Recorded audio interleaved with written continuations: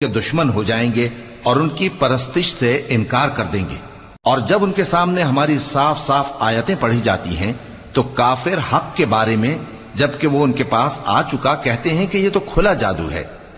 کیا یہ لوگ کہتے ہیں کہ اس پیغمبر نے اس کو از خود گھڑ لیا ہے؟ کہہ دو کہ اگر میں نے اس کو اپنی طرف سے بنایا ہو تو تم اللہ کے سامنے میرے بچاؤ کے لیے کچھ اختیار نہیں رکھتے۔ وہ اس گفتگو کو خوب جانتا ہے جو تم اس کے بارے میں کرتے ہو، وہی میرے اور تمہارے درمیان گواہ کافی ہے، اور وہی تو ہے بڑا بخشنے والا مہربان۔ کہہ دو کہ میں کوئی انوکھا پیغمبر نہیں ہوں، اور میں نہیں جانتا کہ میرے ساتھ کیا سلوک کیا جائے گا اور تمہارے ساتھ کیا کیا جائے گا۔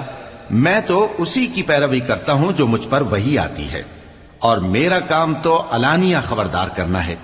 کہو کہ بھلا دیکھو تو اگر یہ قرآن اللہ کی طرف سے ہو اور تم نے اس سے انکار کیا، اور بنی اسرائیل